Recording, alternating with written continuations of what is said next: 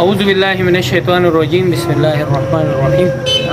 ما په لوسی اواز ګروپ کې یو ځل د دې زنانه لپاره او د دې د بچو لپاره یو ځل وینام کړې وه، خو د څه مصروفیاتو د وجې هغې دپاره چې امداد مو نه کړو، خو دې ځل چې کوم دی د الله رضا دپاره صرف د مورکې دپاره وینا کوو. دلته تر لزو په لوسی کې د راځي او مجبوریان یې ډېرې زیاتې دي، او دلته زمونږ چې کوم د تر لزو په لوسی د مټۍ استاد د شمس الحق استاد چې کوم جومات دی هغې مخې ته کیني د رنګې د شپې په تیاره باندې، ځکه چې غربت هم ډېر زیات دی او عجیزي هم ده. او بل مونږ خو دې له تکړه یو چې دا ولې راووته او دا په ویډیو ولې راغی او دا ولې داسې چلو شو، خو دې باندې بیا ډېر دا تربورانو او عزیزانو دا خپل خپلوان بیا په دې باندې خفه کېږي نه چې د رزق درکې نه لګي، دا نه وله نشي کولی چې یو توړه وله ورکړي، خو په دې باندې تنقیدونو باندې خوشحاله وي چې یاره دا ویډیو باندې راغی او خندا او مسخرې او ټوکې ورپسې کوي، دغه خبرې مونږ ته ډېرې ښه ښکاري. خو چې یو توړه وله والي میاشت کې یا وله لږ شانتې سامان والي چې د دې هغه ګزر بسر پې وشي، نو هغې باندې مونږ بیا شرمېږو.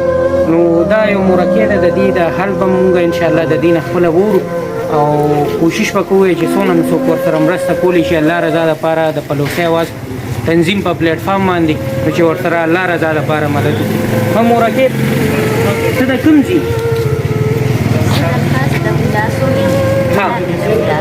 ښه د ملازو په کرۍ اوسېږي. اوس مشکلات څه دي تا ته؟ بس اوس ما ته دغه مشکلات دي چې به د کور خرچه مې ګډه وډه ده، درته مې ویل چې د بچو مې نه پکې شته، نه بیټري شته، نه بجلي شته، هېڅ هم نشته، مګر زما بچو نه غرمه روټۍ خوړلې ده چې په سر مې الله ولاړ دی او نه ده اوس به الله به خیر کړي، الله به خیر کړي انشاءالله. خفه کېږه مه. او د کرۍ تاسو خبره کوله، کرۍ څه مسله ده؟ کرۍ راته دا اوس تاسو دویمه میاشت ده 2000 کرۍ ورکوم، دا دویمه میاشت ده چې نه مې ده ورکړې ښه ډغه ته رابر. خیر دی خیر دی، الله به خیر کړي.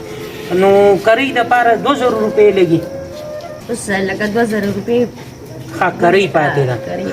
او نور بس د دې خبرې تاسو اورېدې چې دا د ټینشن دی.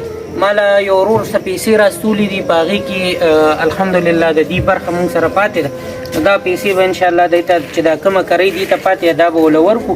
نور به تاسو ته سوال کوو چې الله رضا دپاره دې سره دا واله مورکې لاس مې ښکاره کړو، الله رضا دپاره د دې مور سره ودرېږئ. دغه رنګې ډېرې کونډې یتیمانان او بېوسه دي چې د الله نه علاوه نور څوک نشته، نو مهرباني وکړئ دغه رنګې خلکو سره ودرېږئ او د دې ملاتړ جوړ شي. الله هم خوشحاله او آباد ساتي.